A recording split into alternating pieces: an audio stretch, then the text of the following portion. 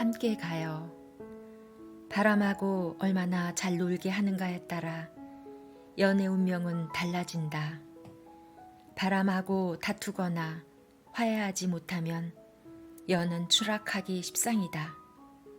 더 높은 공중으로 솟구쳐 오르기 위해서 연은 바람하고 잘 사귀어야 한다.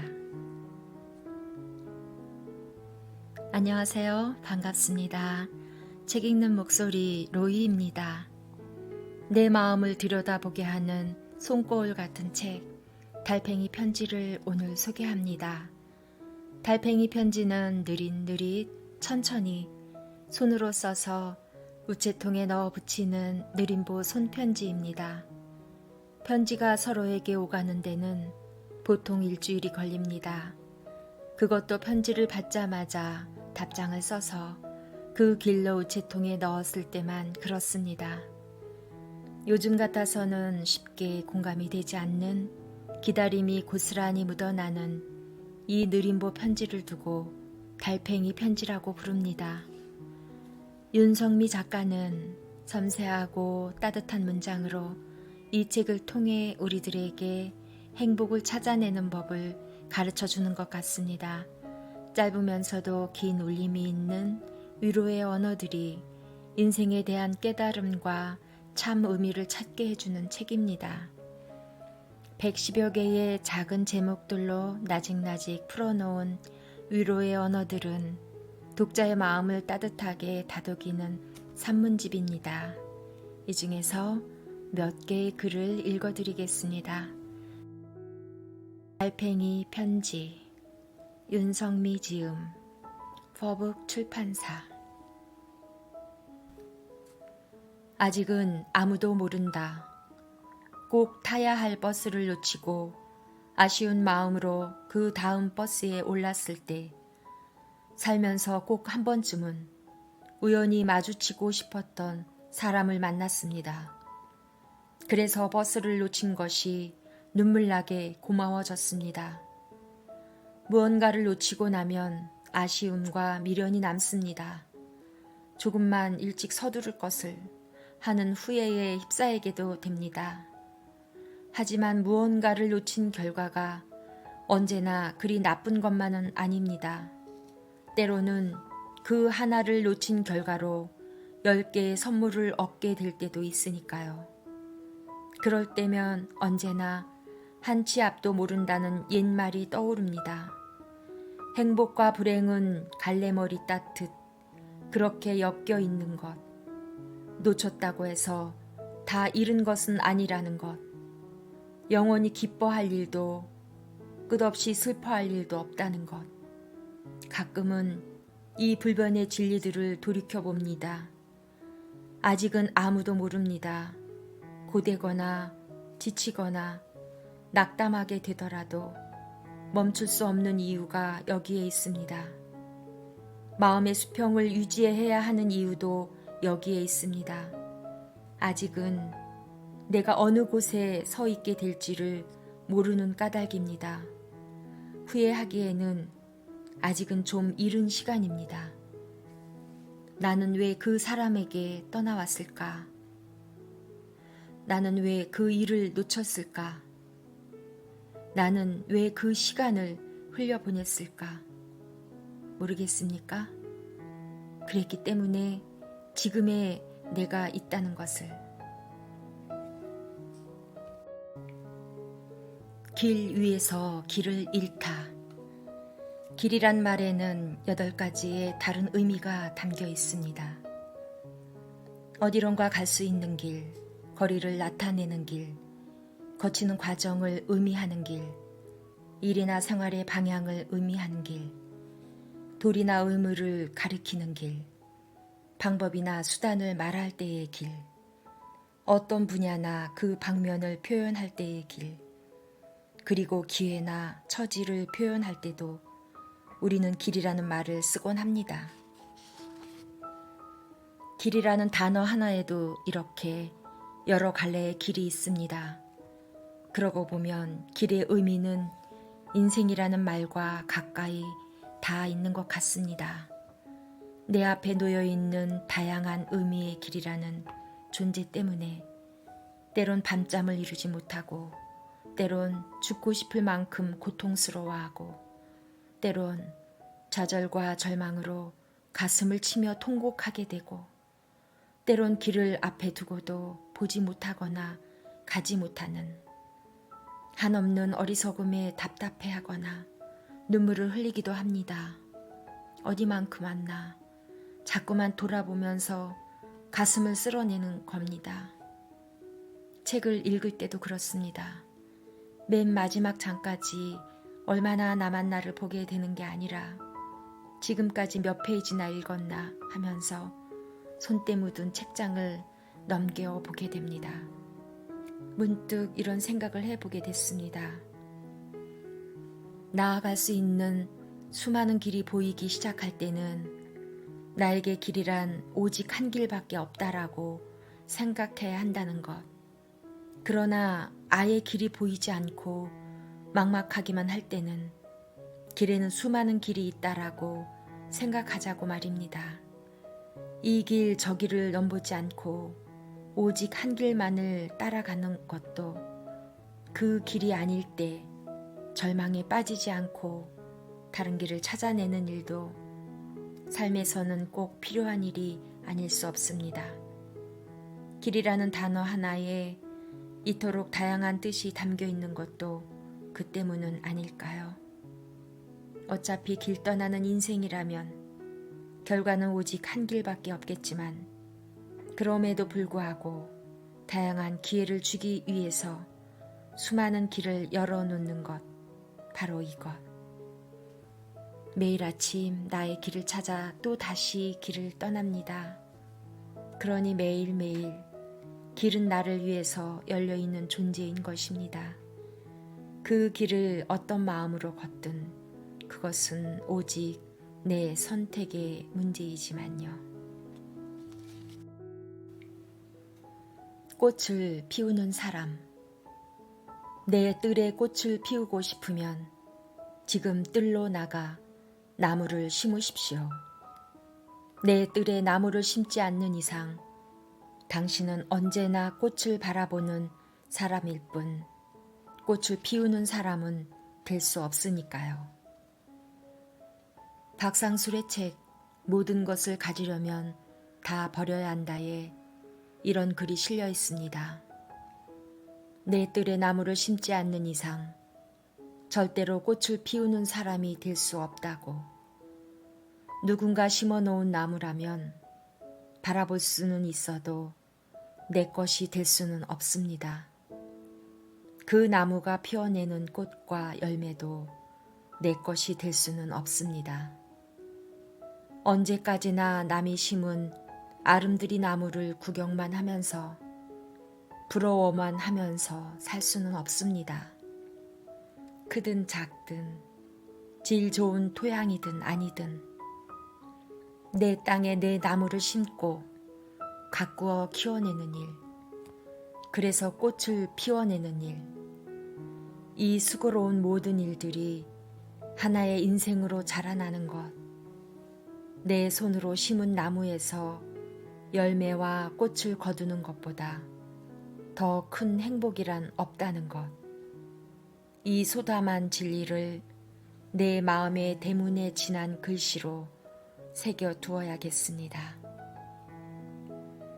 살면서 가장 행복했던 순간이 언제인가를 물었을 때 헤르만 헤세는 이렇게 대답했습니다. 10살 때 잠에서 막 깨어나 푸른 하늘을 보았던 그 순간이라고. 이렇게 작은 순간들이 모여서 행복의 나무로 자랍니다. 지는 연습. 충격을 줄여 안전하게 넘어지는 기술을 낙법이라고 합니다. 낙법을 익히면 다치는 데에 대한 공포심이 줄어들고, 공포심이 줄어들면 배운 기술을 보다 자연스럽게 연습할 수 있습니다. 유도를 처음 배우는 사람들이 가장 먼저 익히는 것은 낙법입니다. 한마디로 낙법부터 배웁니다. 어떻게 하면 안전하게 넘어질 수 있는지를 몸으로 익히면서 유도에 입문하는 것입니다. 낙법을 제대로 배운 사람만이 공포를 줄일 수 있으니까요. 넘어지면 어떡하지? 다치면 어떡하지? 이런 두려움을 가지고 있는 한 바른 기술을 익히기란 쉽지 않다고 합니다. 상대방의 액션이 왔을 때 안전하게 대처하는 법부터 익히고 나서야 비로소 이기는 기술을 구사할 수가 있다는 것입니다. 이기기 위해서는 지는 연습부터 해야 한다는 것, 이것이 바로 낙법을 익혀야 하는 진짜 이유입니다. 유도에만 낙법이 필요할까요? 이번에도 안 되면 어떻게 하지? 그 실망감을 어떻게 이겨낼 수 있을까? 살아가는 일에서도 넘어지는 연습, 다치지 않는 연습은 반드시 필요합니다. 최악의 상황을 준비하는 마음이 있어야 최선을 다할 수가 있습니다. 내 가슴을 설레게 하는 일이 무엇인지 잘 알면서 실패나 상처가 두려워 머뭇거리는 일은 혹시라도 내일 지구가 멸망하지는 않을까 싶은 걱정 때문에 아무것도 하지 못한 채 벌벌 떨고 있는 것과도 같습니다. 등불 아래서는 볼 수 없어요. 바다는 순식간에 어두워졌습니다. 조류의 흐름도 바뀌고 파도도 거세지고 설상가상으로 달도 나오지 않았습니다. 배를 타고 있던 사람들은 몹시 당황하며 필사적으로 등불에 매달렸습니다. 그때 한 사람이 얼른 등불을 끄라고 외쳤습니다. 달도 숨은 어두운 바다. 등불 없이는 아무것도 보이지 않을 줄 알았는데 막상 등불을 끄자 조금 전까지는 보이지 않았던 마을이 눈에 들어오기 시작했습니다. 백사장 인근의 마을에서 새어나오는 불빛들을 희미하게나마 볼 수 있게 된 것입니다. 덕분에 사람들은 그 암흑 같은 바다에서 방향을 잡고 무사히 육지로 돌아올 수 있었습니다. 앞이 보이지 않는 그 바다 위에서처럼 불을 켜야만 보이는 것은 아닙니다. 세상 모든 것을 등불로만 찾을 수 있는 것도 아닙니다. 때론 어둠이 더 많은 것을 보게 할 수도 있습니다. 앞이 보이지 않을 때는 가만히 눈을 감고 어둠 속에서 길을 찾는 것이 좋습니다. 어둠을 볼 수 있게 하는 것은 더 깊은 어둠이니까요. 다시 하면 되잖아요. 가을 하늘 파란 도화지에 구름 색연필로 그림을 그립니다. 구름으로 그리는 엄마 얼굴, 구름으로 그리는 아빠 얼굴. 가을바람 살랑 와서 구름 엄마, 구름 아빠 데려가도 괜찮아요. 또 그리면 되잖아요. 초등학생이 쓴 가을 하늘이라는 동시를 읽었습니다. 구름 색연필로 아빠 얼굴, 엄마 얼굴을 그리는 아이의 마음이 순하게 곱게 마음을 수놓았습니다. 그 중에서도 또 그리면 되잖아요라는 마지막 구절이 유독 마음에 와 닿습니다. 뜻하는 대로 되지 않아서 수시로 상처를 받으며 사는 우리는 이 어린아이의 마음을 닮아도 좋겠습니다. 다시 하면 되잖아요. 다시 시작하면 되잖아요. 또 다시 만나면 되는 거잖아요. 다시 무언가를 시작하면 된다고 마음 다잡을 수만 있다면 먹구름처럼 마음 뒤덮고 있는 슬픔도 엷어지고 암흑 같은 좌절도 사라질 것 같습니다. 지금 마음속에 품고 있는 슬픔과 우울, 절망과 상처들은 지우개로 얼마든지 지울 수 있는 한 편의 그림에 불과합니다. 내 마음속에 먼지 앉은 서랍을 뒤져볼까? 잘못 그린 그림들을 감쪽같이 지울 수 있는 분홍빛 지우개 하나쯤 분명히 찾아보게. 쪽빛 그 찬란한 빛깔은 한 번에 얻을 수 없습니다. 최소한 20번 정도는 반복해서 염색해야 얻을 수 있는 색입니다. 쪽빛 하나에도 그런 수고가 필요한데 꿈을 이루는 데는 또 얼마나 길고 지루한 수고의 과정들이 필요할까요? 한두 번 해보고 난 뒤 이건 아니야 라고 단정 짓는다는 것은 내 인생을 쪽빛으로 물들일 자격이 없다는 뜻입니다. 사라진 것이 아니야. 다만 가려져 있을 뿐. 제 아무리 어둠이 지내도 강은 거기 있다. 분명한 존재는 어둠으로 사라지지 않는다. 다만 가려져 있을 뿐이다. 이 세상엔 보이는 것보다 가려 있는 것이 더 많다. 진실도 사랑도 감추어져 있는 것이 더 많으리라. 어둠에 덮인 강, 내 눈에 그 강이 보이지 않는다고 해서 강이 사라진 것은 아닙니다. 아침 하늘에서 달을 볼 수 없는 것도 다만 보이지 않기 때문입니다. 없는 것이 아니라 가려져 있어서 보이지 않는 것들이 너무 많다고. 그러니 인생은 절망적이지 않다고. 시급한 것은 더 아름답게 눈뜨는 힘을 길러서 가려진 것을 보는 지혜를 배우는 일이라고. 작가 신달자는 언젠가 자신의 에세이집을 통해 이렇게 고백했습니다. 앞이 보이지 않는다고 말하는 것도 다르지 않습니다. 보이지 않는 것이 아니라 보지 못하고 있을 뿐입니다. 앞날이 없는 삶이 어디 있을까? 누구에게나 가야 할 길이 있기 마련인 것을, 그것이 흙길이든 돌길이든 혹은 비단길이든 말입니다. 그렇다면 정말 해선 안 되는 일이란 지레 포기하는 것이 아닐까. 잿더미 속에서도 꺼져가는 불씨 하나쯤 찾을 수 있습니다. 그 불씨를 되살려 낼 수만 있다면 다시 불꽃을 피울 수 있습니다. 오늘이 꼭 그런 날이었으면 좋겠습니다. 보이지 않는다고 눈 감아 버렸던 모든 일들을 다시 들추고 찾아내고 바라보는 눈을 키우는 날, 그런 날.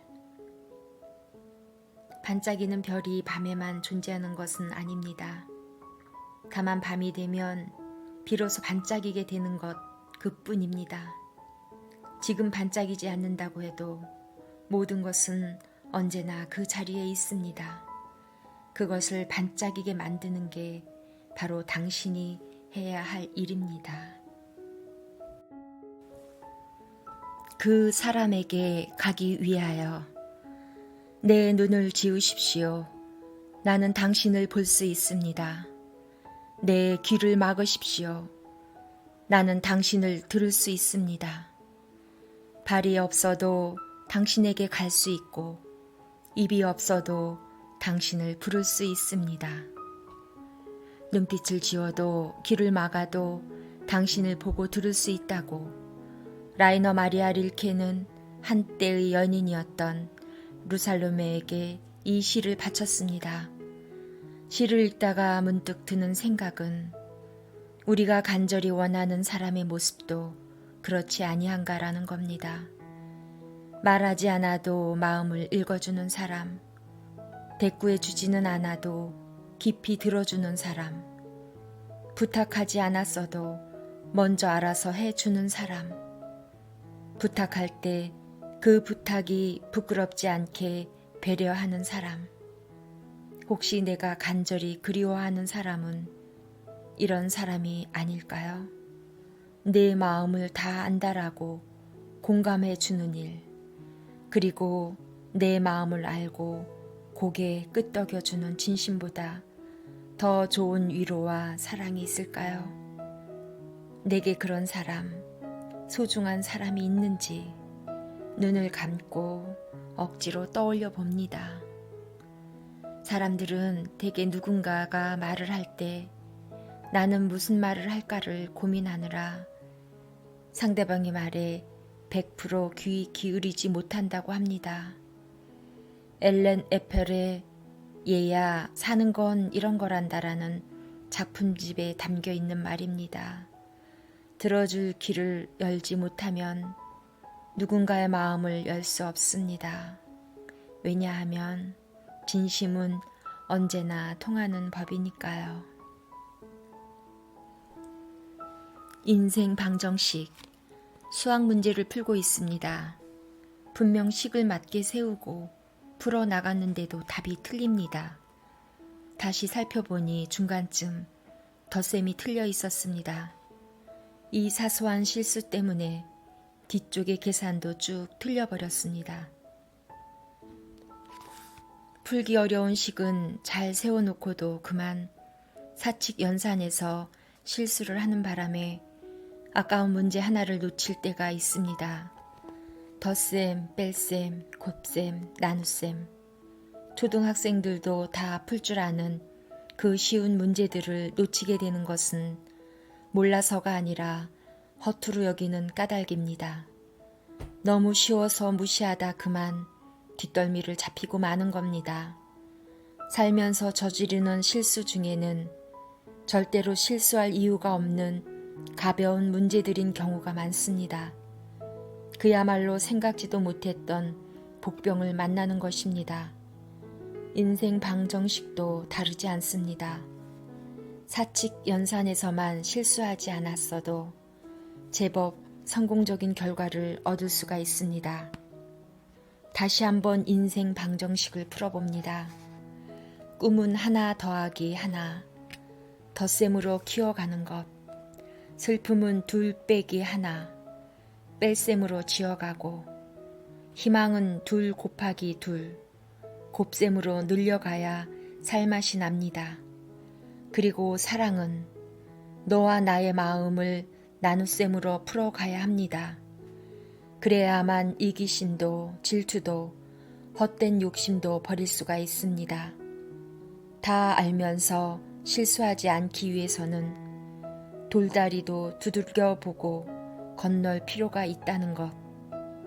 오늘은 조금 겸허하게 사칙 연산의 가벼운 진리로 인생을 생각해 봅니다. 세상의 모든 일에 대해 알 수 있으면서도 갈수록 모를 것은 나 자신이다. 괴테가 이런 말을 했습니다. 더하고 빼고 곱하고 나누면서 내가 진정으로 원하는 것들을 찾아내는 일, 나 자신에 대해 더 자세히 알고 싶은 순간에도 사칙 연산을 적용해 봅니다. 단순하게 비는 반드시 그칩니다. 비에 젖은 우산과 옷도 비만 그치면 곧 마릅니다. 비를 머금은 구름 뒤에는 여전히 빛나는 태양이 있기 때문입니다.